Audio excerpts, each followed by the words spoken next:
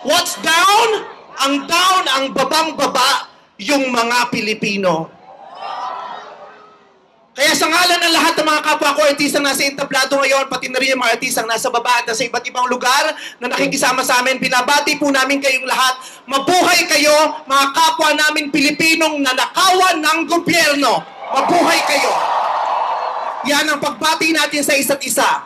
At para sa lahat naman ng mga politiko at bahagi na ng gobyerno na nagnakaw sa atin, naglanakaw sa atin, mga nakatingin habang may nagnanakaw sa atin, mga kasama ng mga nagnanakaw sa atin, mga alam na may nagnanakaw pero hindi nagsasalita, mga kasama ng mga nagnanakaw, mga nagtatago ng magnanakaw, isa lang ang gusto namin sabihin sa inyong lahat.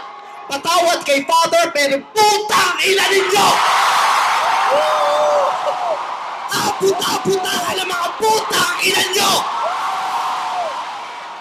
Katatapos lang ng misa, pero Panginoon, patawarin nyo kami, pero totoo yan. Ito ang wika ng lahat ng mga Pilipinong ninakawan, putang ina nyo! Putang ina nyo!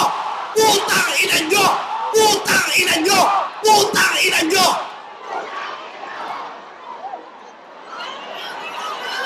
Putang ina nyo! Tapos na ang panahon ng mga bababait at ng mga resilient. Ang mga mababait, ginago. Ang mga resilient, tinarantado. Hindi nauubra sa atin yung bait-baitan, kimi-kimian, tahimik-tahimikan, patawad pero hindi po. Hindi ko sisimplihan, hindi ko babaitan ang mensahe ko ngayon dahil hindi naman sila mababait. Sa katunayan, mga hayop sila. So bakit natin babaitan ang mensahe natin? Hindi natin kakalmahan ang mga salita at kilos natin dahil deserve nila ang galit, ang pikon, at poot ng mga nanakawang Pilipino. Hindi tayo pwedeng kumalma. Hindi pwedeng iiyak lang. Hindi pwedeng magtitiis lang, hindi tayo kakalma. Hindi ko kayang maging magalang sa kanila dahil mga bastos sila. Mga salaula sila at mga baboy sila. Hindi natin kayang maging mabait sa kanila dahil mga walang ya sila. Hindi pwede. Hindi pwede. Yung mabait ka lang, mabuting asal ka, hindi uubra sa kanila ang mabuting asal at mabait lang kasi nga mga demonyo sila. Kaya tama yan. Sumigaw lahat ng galit! Lahat ng galit na galit! Ang hindi matatapos ang galit bukas! Ang iparalinig ang galit hanggang hindi makulong ang mga putang inang magnanakaw! Hindi tayong pwede magalit lang ngayon. Kailangan hanggang bukas, kailangan sa susunod na linggo, kailangan sa susunod na buwan, hanggang umabot ng ilang taon hanggat hindi sila nauubos.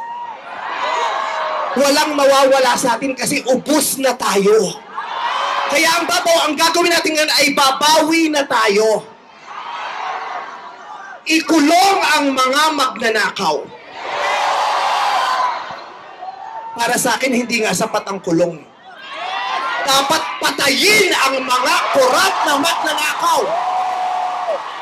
Ibalik ang death penalty para sa mga korap. Para patayin ang mga magnanakaw, ikulong pati pamilya nila. Dapat gumawa ang batas ang pamahalaan para ibalik ang death penalty. Pasensya na po, Father. Alam kong ayaw mo ng death penalty. Ipagdasal mo na lang ako. Ibalik ang death penalty para sa magnanakaw dahil ang magnanakaw ang corrupt na public official. Hindi ko natatawag na public official. Ang corrupt na politiko ay higit pa sa mamamatay tao. Ang corrupt na politician ay higit pa sa magnanakaw. Ang corrupt na politician, ang corruption ay higit pa sa terorismo. Ang mga terorista namimili lamang ng lugar at panahon kung kailan aatake. Pero ang mga magnanakaw sa Pilipinas, walang pinipiling araw. Araw-araw nila tayong ninanakawan. At ang inaatake ng mga terorista, yung mga iba ang pananampalataya, iba ang paniniwala, ibang lahi. Pero ang mga korap, kapwa Pilipinong kalahi ang ninakawan. Kaya hindi tayo pwedeng sumuko lang ng ganito. Kaya hinahamon ka namin, Pangulong Bongbong Marcos, kung gusto mong magkaroon ng magandang legasiya, ang pangalan mo, ipakulong mo lahat ng magnanakaw. Nakatingin kami sa iyo, Pangulong Bongbong Marcos. At inaasahan ka namin, hindi dahil sa idol ka namin, kundi dahil sinaswelduhan ka namin at inaasahan namin na tutuparin mo ang inuutos naming mga employer mo. Kami ang nagpapasahod sa inyo. Tapos na ang panahon na natatakot tayo sa gobyerno. Takutin natin ang gobyerno dahil ang kapangyarihan nasa sa atin, wala sa kanila. Nakatingin kami sa inyo. Ipakulong lahat ipakulong. Bawiin ang mga ari-arian.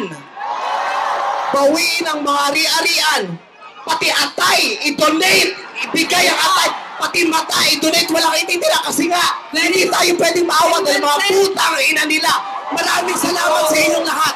Sasamahan namin kayo hanggang mamaya. Isa pa, putang ina nyo! Father, I Sobra na, tama na. Sobra na, tama na. Sobra na, tama na. Okay. Kulong na yan! Kulong na yan. Kulong na yan! Mga kurakot! Kulong na yan! Mga... Okay, sige po. Ramdam niyo po ba yung galit niya? Hindi halata. Pero alam niyo po ba sa ating simbahan may tinatawag na righteous indignation? Righteous dapat, righteous. Dapat nagagalit po Galit. tayo pero tinatranslate natin yung galit na yan sa isang matuwid